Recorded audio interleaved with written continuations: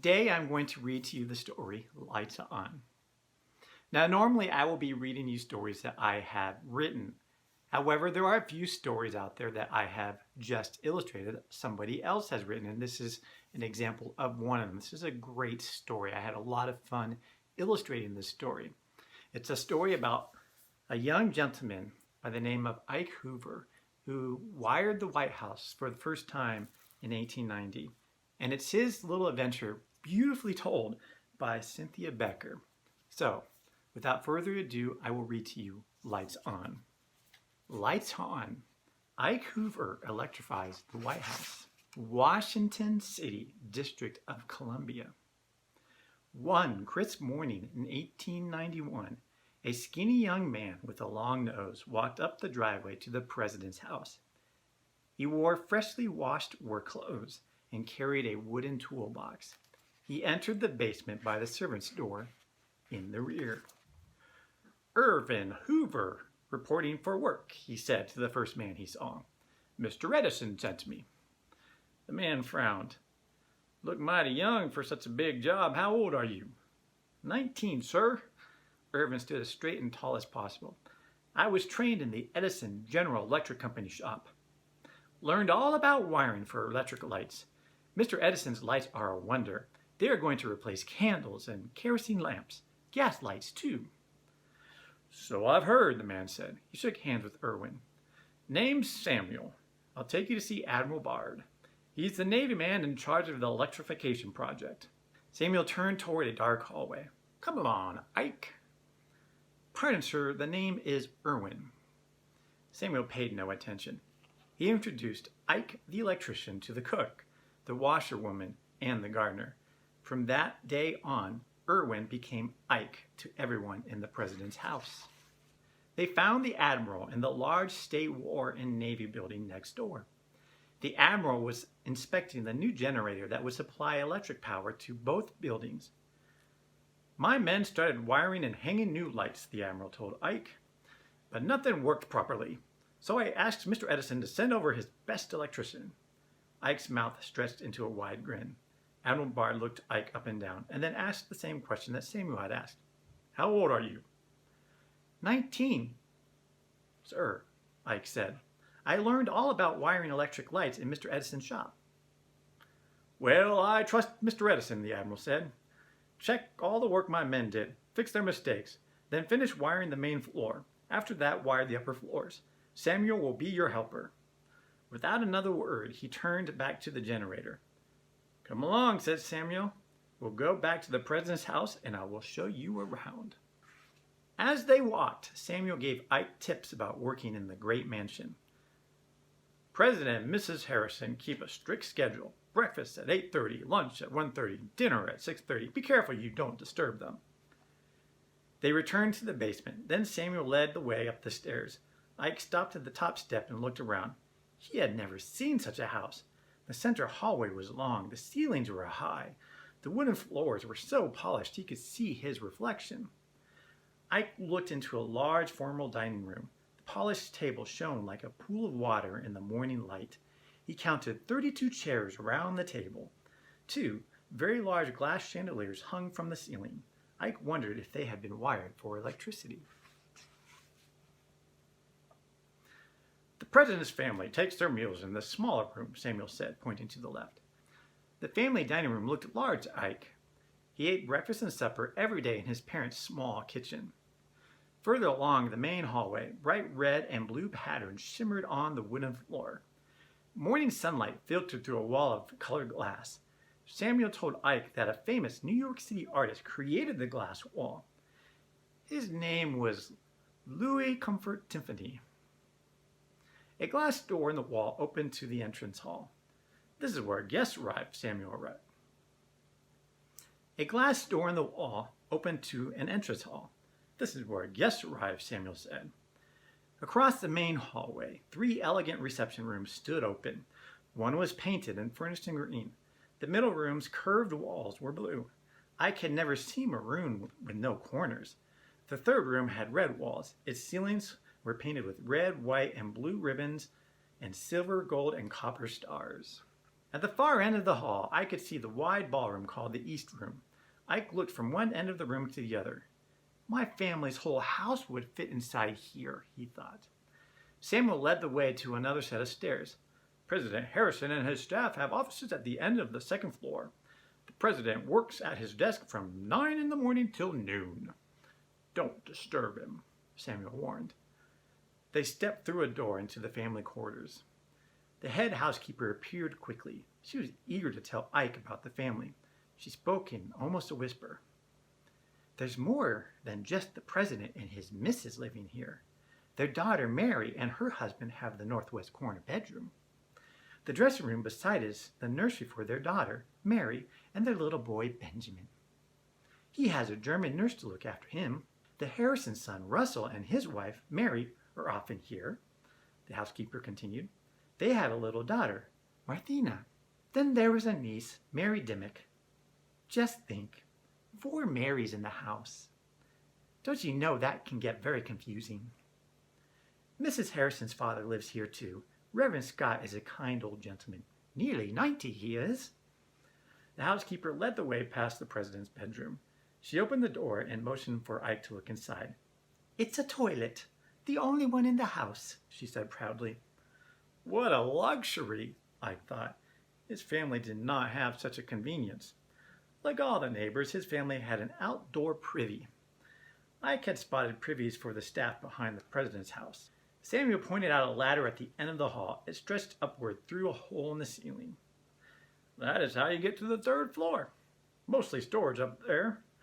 Ike eyed the small opening. Carrying tools and supplies and rolls of wire up that ladder would be a challenge. Ike had another worry. Patterned paper and painted designs decorated the walls and ceilings throughout the house. He would need to be ever so careful as he cut holes for electrical wires. After his tour, Ike got right to work inspecting the wiring done by the Admiral's men. He showed Samuel how to make the simple repairs. Ike tackled the problems that needed complete rewiring. The following day, Ike was on his knees drilling a hole. He heard a voice behind him. If those wires touch the wall, will the house catch on fire?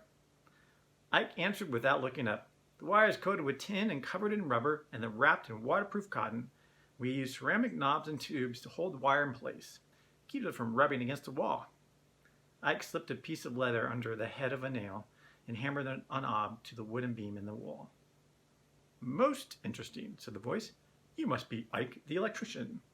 Ike turned his head. A plump man with white hair and a neatly trimmed beard stood beside him. Ike turned his head. A plump man with white hair and a neatly trimmed beard stood behind him. The man held out his hand. We are so pleased to have your services here. But Mr. President, Ike stammered. He scrambled to stand up and shake the offered hand. It's an honor to work in this house, sir. Ike found many surprises in the president's house. A door at the west end opened up into a large room with glass walls and a glass roof. This was a conservatory. It was filled with flowers and fruit trees. Real oranges and gremlins grew fat on the branches. He saw several small greenhouses outside, all filled with plants. Orchids were Mrs. Harrison's favorite flower. They bloomed in pretty pots throughout the president's house. Ike worked hard but found time to make friends with the staff. His favorite was Dolly Johnson, the cook. She worked in a basement kitchen that looked like a cave. 2 open fireplaces, each large enough to roast a whole pig on a spit, took up most of the room. Dolly prepared the simple foods the Harrisons had enjoyed back home in Indiana. Her kitchen was filled with tempting smells: chicken with noodles, pumpkin soup, onion pie, bread and butter pickles, persimmon pudding. Ike stopped every morning to sample a few of Dolly's buttermilk biscuits, hot from the oven and drizzled with sorghum. In one basement room, Ike was surprised to find a leather-covered billiard table. A rack on the wall held the cue sticks neatly in place. Dolly told him the entire Harrison family, even the ladies, enjoyed the game. They spent many happy afternoons hidden away in the basement playing billiards. At last, work on the main floor was finished. Ike and Samuel used a hydraulic elevator to carry tools and rolls of wire to the second floor. Next, they lugged supplies up the ladder. Some boxes barely fit through the opening to the 3rd floor. Ike and Samuel used kerosene lamps to light the dark attic. Crawling across ceiling beams, they unrolled wire. Ike cut holes and dangled wires into the 2nd floor rooms. Later, he would connect the wires to ceiling lights. One day, Ike saw two shiny black eyes staring at him from behind his toolbox. With a scritch and the scratch of claws on wood, the little animal scurried away. It was long and low to the ground with a furry tail. Too big for a rat, Ike thought. Ike asked Samuel about the strange creature in the attic. A ferret, Samuel rolled his eyes. When the Harrisons moved in, this house was overrun with rats. Mrs. Harrison could not abide rats. She tried traps and poison. She hired men to shoot these pests. Nothing worked. Then she heard that ferrets eat rats. Mrs. Harrison bought a passel of those critters. I had to carry them to the attic and turn them loose. It worked. The ferrets slipped about in the shadows, chasing rats. Now we keep a couple in the basement, too. Ike thought Mrs. Harrison was a smart woman. At last, the work in the attic was finished. Ike began to install lights and switches on the second floor. Soon, new eyes watched him. All the president's family wanted to know about the electrical equipment. Ike got used to having a Harrison or two peeking over his shoulder. They asked questions, and he tried his best to answer them. Ike's own family was eager to hear about the president's family. In the evening, Ike told his family about his day. Imagine me, really out of knickers, explaining electrical wiring to the President of the United States. His younger brother James wanted to hear every detail again. Early to bed, early to rise. That is a Harrison motto, he said. Ike did not want to gossip. However, once in a while he offered an observation. The president is very careful about his appearance, Ike said at supper one night. He brought his own barber all the way from Indiana. The president likes his hair and beard trimmed just so. Ike described Mrs. Harrison as homey, kind, and motherly. She was also an artist. She taught China painting classes for the Washington ladies. President and Mrs. Harrison enjoyed spending time with their family. They did not give many large dinner parties, but they often attended theater performances. Every Wednesday afternoon, the president took a long walk. He liked the time alone. In bad weather, he rode in his dark green carriage, the Studebaker Landau. On those afternoons, Ike did his drilling and wiring in the president's office. Ike replaced the metal candle holders on the walls throughout the house with electrical lamps. He wired old gas chandeliers for electricity. Ike was making progress. Mrs. Harrison was worried. What will you do if the electric lights go out? The president was quick to solve the problem. Leave a few of the old gas lights in working order, he told Ike. The summer turned hot and damp. Ike's skin felt sticky and his clothes were wet. Sweat rolled down his face. It dripped from his chin as he worked. Mosquitoes flew in through the open windows to pester everyone. Sewer gases filled the air with an awful smell. So the president and his family, they went to the seashore on vacation. Ike kept working. When the Harrisons returned at the end of summer, the work was done. More than 1,000 light bulbs were ready to brighten the mansion. Ike toured every room one last time. He pushed the round buttons to be sure each light turned on and off. He knew all the nooks and crannies of the famous house. The staff was like family. He was sad to leave. On his last work day, Ike walked slowly up the driveway. The big white house sat like a giant birthday cake on a green tablecloth. The American flag fluttered on the rooftop. President Harrison had the pole installed there.